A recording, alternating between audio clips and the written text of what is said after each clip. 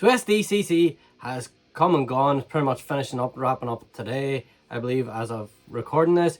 But there's been a lot of reveals for Transformers, G.I. Joe, Marvel, the whole works. Star Wars is in there too. Been a lot of very, very good things. Now, I'm mostly Transformers, so most things I'm going to look at today is Transformers. So there's a couple of wee bits in there that are very interesting to me as well. I have got a Deadpool t-shirt, or Deadpool and Wolverine, as you can see. I did see the movie the other day, absolutely fantastic. If you haven't seen it, definitely go watch it. They didn't Disneyfy it at all. There's still a lot of Deadpool humor in there, so which is really good to see, because I was a little on the edge once Disney sort of took over that. But let's get down to the reveals.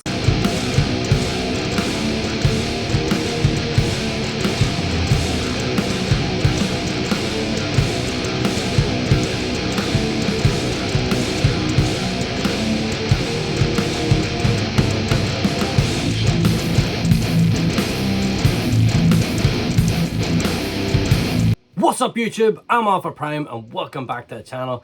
In today's video I'm going to take you through the reveals that I sort of seen that were interesting to me. Obviously just one little shout out, the runway mistake that I had. I posted on Instagram and I seen the runway. There's been a lot of rumors that we're going to get new aerial bots, so when I seen the runway I thought it's going to be an aerial bot reveal. I was completely wrong and it turns out to be the G.I. Joe Rattler. A lot of fans really happy about that because I believe it funded and it's still got like 43 days to go, so that's fantastic. All the Transformers and Star Wars sort of HasLab seem to take a lot longer to actually fund, but the G.I. Joe Rattler funded within the day. I'm not sure, I think they've even hit their first goal at the minute, so definitely a lot of interest in that, and it's over £300 over here, so I don't know what that is in dollars, but obviously it's of high interest to them. But I mean, we got the Deadpool, Wolverine sort of Marvel figures. That was going to come, obviously with the movie being out and stuff out there. So we knew we were going to get new Marvel figures. There's slight retools probably of, you know, the likes of Wolverine here and a Deadpool figure that we've already had from Marvel Legends. So that was just going to be a gimme, wasn't it? One of the big announcements, I do believe it was revealed, is that Robert Downey Jr. is going to be back in the MCU playing Doctor Doom. So that's very interesting. I didn't see that coming. I don't think anybody really seen that coming. It'll be good to have RDJ back into the MCU. Is it going to be be able to shoehorn him back in to become an Iron Man at some stage? Who knows? Obviously it's a different universe, and instead of him becoming Iron Man, he has become Doctor Doom in this other Earth or whatever multiverse has come about, which I personally am okay with that. I mean, yes, there could have been a whole pile of other actors that I probably could have or would have liked to have seen play Doctor Doom. Doctor Doom is a big character within the MCU, I believe, anyway, for me, especially coming from like Spider-Man fan and stuff, that you know, the Secret Wars and all that sort of stuff. Like Doctor Doom did play a big part within the animated series too, so it's great to see Doctor Doom finally hit the MCU.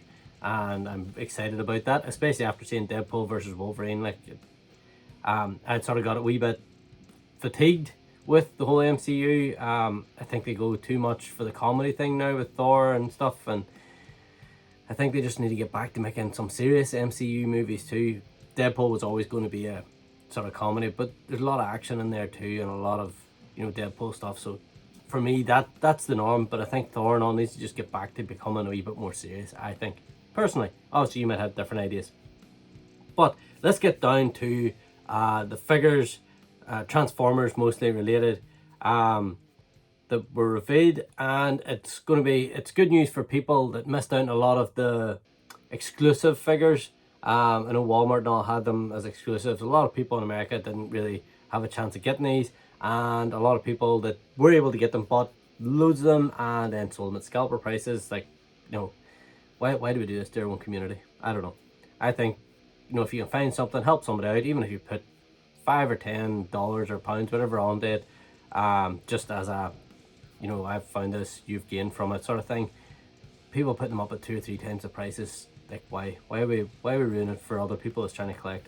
I wouldn't do it personally. But first up then we had Cosmos. and obviously it's just a repack of the, I can't remember the name of the line that was in, but it'll be great for people that got Cosmos. I already have them. In fact, I have pretty much all these bar maybe one that I'm looking to get. Then you have Origins B, another hard figure defined, I think, in most places. Look, I was lucky enough, I got one. And I wonder if they're going to fix the yellow one, because that could sway a lot of people, because I think my Origins B is up there on the shelf and the yellows just do not match. It does for me what it needs to do, but man, did they really screw up some of the plastics over the years, especially with the white yellow one as well. Anyway, then we have Armada Wheeljack. Now this one I'm definitely going to be picking up. We obviously knew we were going to get Armada Wheeljack from the Shattered Glass sort of one that we got of, I think they done it as Sideswipe, was it? But we already got that sort of mold, and it just screamed Armada Wheeljack, even though I'd done a custom Armada Wheeljack from the Sideswipe mold. So it was just good to see that come out. I'll be picking up this guy. Then we have G2 Breakdown. So just following on the G2 stuff, I don't really collect any of the G2 stuff. When it comes to like doubling up on figures like Breakdown and the Stunticons and stuff, I don't really collect them sort of things. I have the Stunticons, and that's good enough for me. Then we're getting Ramjet, yet another figure that was hard to find. Luckily enough, I got the 2-pack with Ramjet, and I want to say Dirge, but I could be wrong. I'm not sure it was Dirge was packed with them. So I think we already got Dirge. We're getting Ramjet now, so everyone's going to be able to complete their cone heads, because it was absolutely crazy back in the day, like why they made some of them things exclusives and stuff like there. So, you know, they're main characters, they should make exclusives. Anyway, now people will finally get Ramjet. Next up we have Tarn, and that's just another figure. I didn't realize he was hard to get in a lot of places. It was quite easy to get over here. I've seen a lot of Tarns. So obviously maybe in America and places like that, maybe it was a little harder to find Tarn, but we're now getting a repack of them, so a lot of people will be happy. Then we're getting the leader class, or not leader, it is leader class, Galaxy Shuttle. I already have Galaxy Shuttle. He's over there, he's out of screen, just about. I think you can just about see his wing right there, wingtip. I got Galaxy Shuttle. I know my friend Andrew, he didn't get Galaxy Shuttle. It was a lot harder to find where he was, but now hopefully he will finally get his Galaxy Shuttle for his collection. Then we're getting leader class Overcharge. I don't really have the character, but I don't want to buy another Bloodswing, if you get me. It's great that we're getting an Overcharge sort of character, but for me, he's not as big a character for me, so therefore I think I'll just be passing this guy. It's just Bloodswing redecoed and maybe a new head on it and stuff out there. Like in the Bloodswing mold, it's nice, but it's not good to have. It's not good enough to have two molds, so I think I'll be passing Overcharge. The character just doesn't resonate a lot with me, so it's an easy pass for me. And then we have the Ruckus and Bludgeon 2-pack. Ruckus is obviously a heavy retool of Beachcomber, I believe, and it actually looks really, really good. I'll be picking up this set, and because I really want that Ruckus so badly for the, oh, what do you call him? The Scavengers. I think he was part of that. Maybe I'm wrong, but I know he played a good bit in IDW comics and stuff, so it'd be good to get a Ruckus. I'm definitely looking forward to getting him. Bludgeon's obviously just a recolor and stuff, but it does look pretty cool too. But maybe I might sell that one on in case anybody wants that, and I have no interest in Ruckus. So we'll look into that whenever I finally get the actual figure itself. Now here's one, a couple of crossovers then got revealed, neither of which I personally am interested in, but you have a G.I. Joe crossover with Cup being the Triple T. I know of G.I. Joe and I would know bits and pieces and stuff like that, but I don't know all the trucks and vehicles names and stuff. But they're getting Cup. Now Cup does look pretty cool, to be fair, and it is following suit because I believe they have, you know, like the likes of Megatron and Soundwave and Bumblebee and stuff, so that just fits into that there. And with seeing the Rattler get funded so quickly, obviously there's a real interest there, and I think it's pretty cool to mix and match. And I know that they have, well, they did have plans at least that they were going to merge the G.I. Joe and Transformers franchise on the big screen. So definitely a way to go, I suppose. Not for me, but it does look cool, I have to admit. It does look very nice. Then the other crossover that we got announced, which a lot of people probably knew about long before, is we're getting the Knight Rider car kit, and it looks really good too in both modes. Robot looks cool and the car mode looks very, very good. But again, I knew, like I said, when I was younger, I would have seen maybe the odd episode of Knight Rider. It didn't really connect with me as much, so I have no real connection with this figure. But I know a lot of people that are collecting these really love all this sort of crossover with old series and stuff out there. Oh, Stranger Things was a crossover, and it's a fairly new thing, but you know what I mean. A lot of people like these crossovers. I didn't get the Stranger Things either. I think the only one I've got in the crossovers was not Ecto one, the Back to the Future car, and the name's eluded me. Anyway, that's the only one I picked up just because the car mode looked cool and it was something different. Next, we have the 5-pack of Revenge of the Fallen figures. We have Jetfire, Optimus, and the RC triplets. I think that the RC triplets were hard to find back whenever, and it'll be good for people that want to get the Optimus and Jetfire, and they both combined, and it's a very nice set. Again, not for me again, but people maybe missed out in the Studio Series ones. I think these are just like the repacks of them. So it probably an easy pickup for those guys, and it's great to see that they continue on these box sets. They've been doing them for the movieverse, for the Bayverse and stuff with figures, and I think they went down very well, so it's good. People are maybe able to fill out their collections that have maybe come in a wee bit later, or just need certain figures and stuff, so it's great to see that they're still continuing that stuff. So now on to the Studio Series line, and I know we really have the announcement of 86 Prime and stuff, and he sold out everywhere very fast.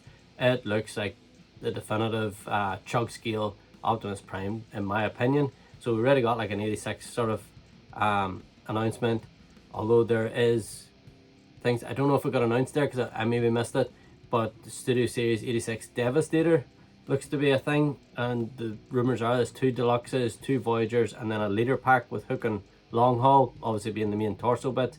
Will probably come with bits same as Menasor had the trailer that combined into, or made up the majority of the combiner. So that'll be interesting to see. It'll be good to get pictures of those. I don't believe as of recording this that there's actually any pictures for these figures, but definitely be very interesting just to keep an eye on those. So that's the 86 sort of stuff that I have seen or heard about from SDCC. We're getting the new game version of Bumblebee. It came in a 2-pack with Starscream. Well, now they're going to release it as a single pack. Personally, I would rather have the Starscream, but that's just me. I think the Starscream looks, if I was going to buy that 2-pack, it would have been for the Starscream, but I didn't like Starscream enough to buy the 2-pack, so I sort of passed on that. But everyone's going to get the Bumblebee. Obviously, Bumblebee's probably a more popular character, and a lot of people just want Bumblebee. For me, between those two, it's Starscream, but that's just me.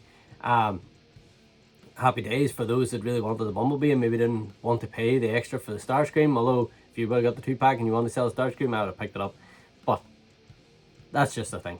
So we're getting the Bumblebee from that game universe, but the other one, the one that actually interests me, was the Ratchet from the Fall of Cybertron, or War for Cybertron version of Ratchet. So obviously easy one for them to do because they're going to get an Ironhide out of it too, so Hasbro loves to do the recolors and retools and stuff, so we're going to get an Ironhide and Ratchet from that Gamerverse as well, and I'll pick that one up because it looks really, really cool. Definitely like the look of it.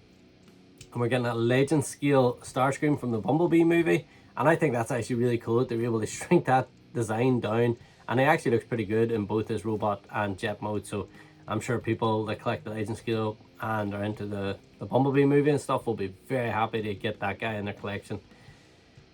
Then we have Transformers 1 Megatron, and I may pick this guy up.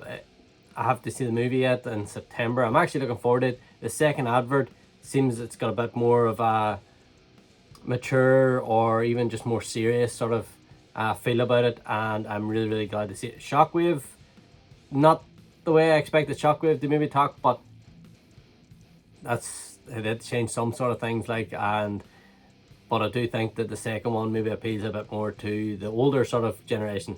So it is a bit more serious. We did get to see Megatron do his Decepticons rise up sort of thing. Brilliant.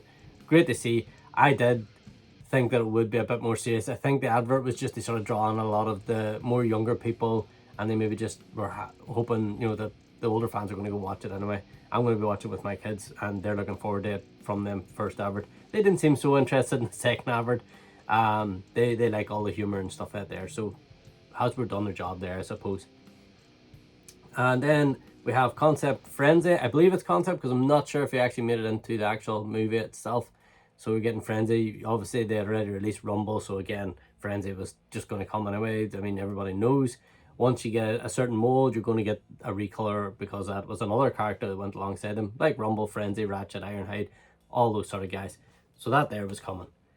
And finally, but by no means least, the Dino King box set. I called this way back when they started doing the Dinobots Legend scale figures, and they were a combiner and stuff, and they were they weren't G1, put it that way, and I recognized them more as Dino King, so I thought they're going to recolor this as Dino King. Maybe they might even do a Monstructor out of it and get a third use of that mold. Obviously a lot of Victory fans will be happy to get Dino King.